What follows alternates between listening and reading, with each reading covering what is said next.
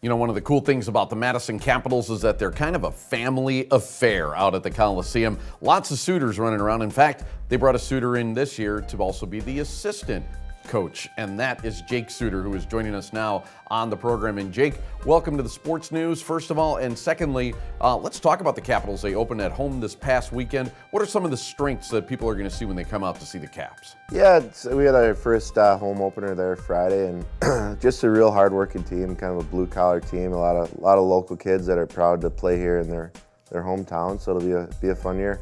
Yeah, and for you, it's your first season as coaching. So tell us a little bit, how do you like being on the bench and seeing the game from that aspect? It's awesome. It's been a lot of fun so far. It's definitely very different from being a player. A lot of stuff that when you're a player you don't realize goes into the coaching, but it's been an awesome experience so far. You know, speaking of being a player, you played in the USHL, you played at UMass Lowell. So have you been able to use some of that experience that you gained as a player and take that and help to teach the Capitals? Oh yeah, absolutely. I mean, I'm still pretty young. I'm only about 5-6 years older than some of the guys on the team, so it's been fun. I feel like they can relate to me and a little bit there, and I've been through it here recently, so I hope that I can help them go through some of the things I've recently been going through. Are there times, though, like during the games, because I got to imagine, you got to get that itch to lace the skates back up, don't you? Yeah, absolutely. It gets tough at times, but so it's also nice at times knowing you don't have to lace them up and go out there and run into the boards for 16 minutes.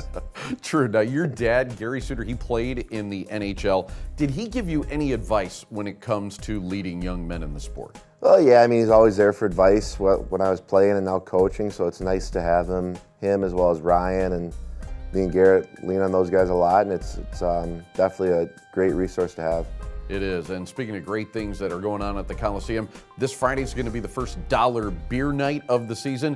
Fans usually love this, and it's always a lot of fun. Tell us a little bit, if you could, how dollar beer night works. Yeah, it's 6 o'clock, the beer garden. It's right down there by the glass where where our guys come out on the ice. And dollar beer night, I haven't been to one personally, but I've heard a lot of great reviews from some of my friends that go to them, and it's a great night for everybody. Yeah, it's one of the cool things. They moved it down to the, actually being on the ice level last year, and you could watch the game, drink your beer. It's a really great aspect and a great way to watch the game. So as far as tickets goes, how can people grab them? What's the best way to do that? Yeah, just go right on madcapshockey.com there, or call the front office, and they'll get you set up and come out for a fun night.